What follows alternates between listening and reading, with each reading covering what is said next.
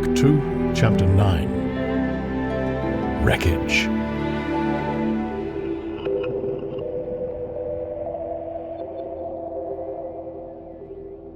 And now comes the strangest thing in my story. Yet perhaps it is not altogether strange. I remember clearly and coldly and vividly all that I did that day until the time that I stood weeping and praising God upon the summit of Primrose Hill. And then I forget. Of the next 3 days I know nothing. I have learned since that, so far from my being the first discoverer of the Martian overthrow, several such wanderers as myself had already discovered this on the previous night.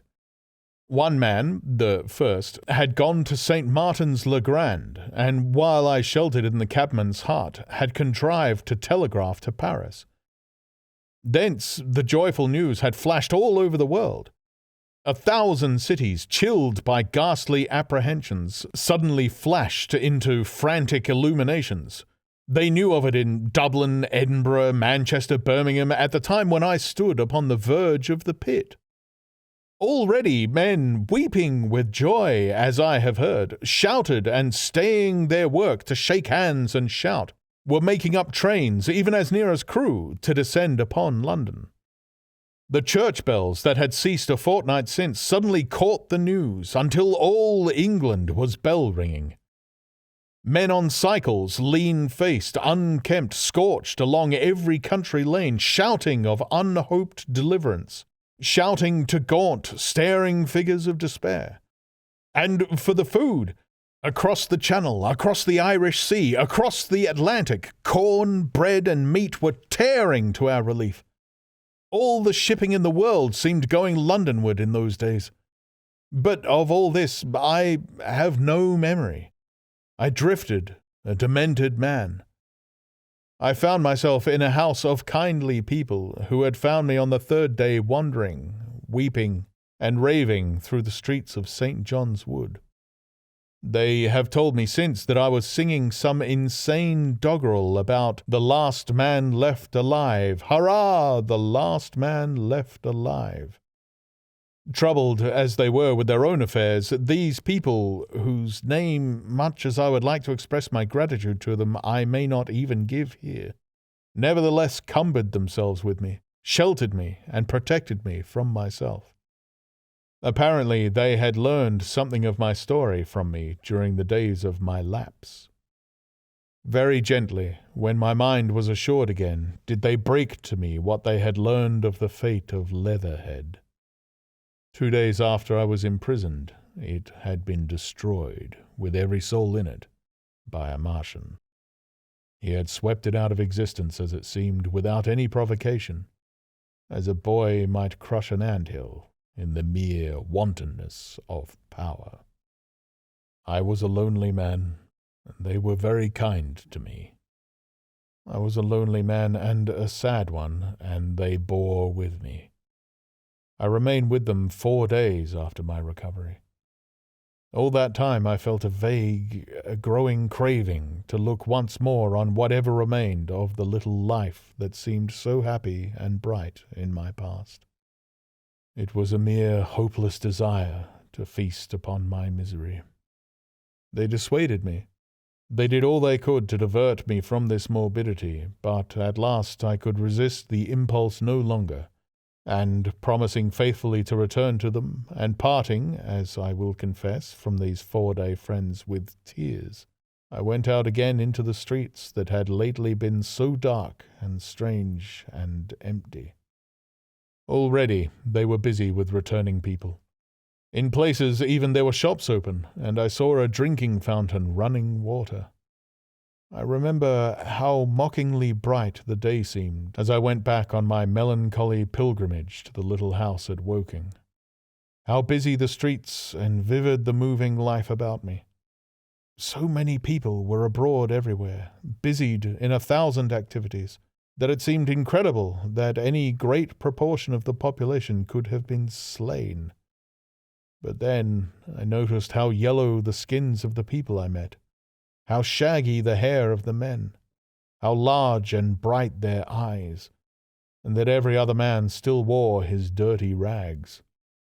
Their faces seemed all with one of two expressions: a leaping exultation and energy, or a grim resolution. Save for the expression of the faces, London seemed a city of tramps. The vestries were indiscriminately distributing bread sent us by the French government. The ribs of the few horses showed dismally. Haggard special constables with white badges stood at the corners of every street. I saw little of the mischief wrought by the Martians until I reached Wellington Street, and there I saw the red weed clambering over the buttresses of Waterloo Bridge. At the corner of the bridge, too, I saw one of the common contrasts of that grotesque time: a sheet of paper flaunting against the thickest of the red weed, transfixed by a stick that kept it in place. It was the placard of the first newspaper to resume publication, the Daily Mail. I bought a copy for a blackened shilling I found in my pocket. Most of it was in blank, but the solitary compositor who did the thing had amused himself by making a grotesque scheme of advertisement stereo on the back page. The matter he printed was emotional. The news organization had not as yet found its way back. I learned nothing fresh, except that already in 1 week the examination of the Martian mechanisms had yielded astonishing results. Among other things, the article assured me what I did not believe at the time, that the secret of flying was discovered. At Waterloo I found the free trains that were taking people to their homes. The first rush was already over. There were few people in the train, and I was in no mood for casual conversation. I got a compartment to myself and sat with folded arms, looking greyly at the sunlit devastation that flowed past the windows. And just outside the terminus, the train jolted over temporary rails, and on either side of the railway the houses were blackened ruins. To Clapham Junction, the face of London was grimy with powder of the black smoke, in spite of 2 days of thunderstorms and rain. And at Clapham Junction the line had been wrecked again. There were hundreds of out-of-work clerks and shopmen working side by side with the customary navvies, and we were jolted over a hasty relaying. All down the line from there the aspect of the country was gaunt and unfamiliar. Wimbledon particularly had suffered. Walton, by virtue of its unburned pine woods, seemed the least hurt of any place along the line. The Wandle, the Mole, every little stream was a heaped mass of red weed, in appearance between butcher's meat and pickled cabbage.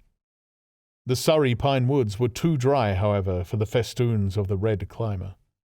Beyond Wimbledon, within sight of the line, in certain nursery grounds, were the heaped masses of earth about the 6th cylinder.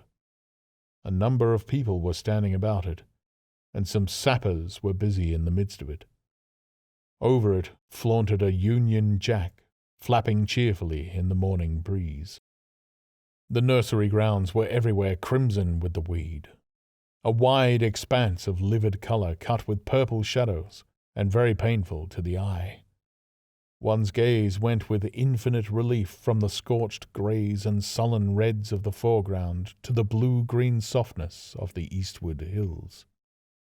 The line on the London side of Woking Station was still undergoing repair, so I descended at Byfleet Station and took the road to Maybury, past the place where I and the artilleryman had talked to the hussars, and on by the spot where the Martian had appeared to me in the thunderstorm. Here, moved by curiosity, I turned aside to find, among a tangle of red fronds, the warped and broken dog-cart with the whitened bones of the horse scattered and gnawed. For a time I stood regarding these vestiges. Then I returned through the pine wood, neck-high with red weed here and there, to find the landlord of the spotted dog had already found burial, and so came home past the College Arms. A man standing at an open cottage door greeted me by name as I passed. I looked at my house with a quick flash of hope that faded immediately. The door had been forced. It was unfast and was opening slowly as I approached. It slammed again. The curtains of my study fluttered out of the open window from which I and the artilleryman had watched the dawn. No one had closed it since. The smashed bushes were just as I had left them nearly 4 weeks ago. I stumbled into the hall, and the house felt empty. The stair carpet was ruffled and discolored where I had crouched, soaked to the skin from the thunderstorm the night of the catastrophe. Our muddy footsteps, I saw, still went up the stairs. I followed them to my study, and found lying on my writing table still, with the selenite paperweight upon it, the sheet of work I had left in the afternoon of the opening of the cylinder. For a space, I stood reading over my abandoned arguments. It was a paper on the probable development of moral ideas with the development of the civilizing process, and the last sentence was the opening of a prophecy. In about 200 years, I had written, we may expect— The sentence ended abruptly. I remembered my inability to fix my mind that morning, scarcely a month gone by, and how I had broken off to get my daily chronicle from the newsboy. I remembered how I went down to the garden gate as he came along, and how I listened to his odd story of men from Mars. I came down and went into the dining room. There was the mutton and the bread, both far gone now in decay, and a beer bottle overturned, just as I and the artilleryman had left them. My home was desolate. I perceived the folly of the faint hope I had cherished so long. And then a strange thing occurred. "It is no use," said a voice. "The house is deserted. No one has been here these 10 days. Do not stay here to torment yourself. No one escaped but you." I was startled. Had I spoken my thought aloud? I turned, and the French window was open behind me. I made a step to it and stood looking out.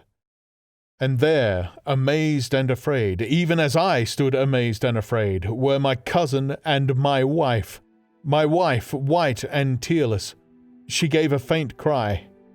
I came, she said. I knew. She put her hand to her throat and swayed. I made a step forward and caught her in my arms.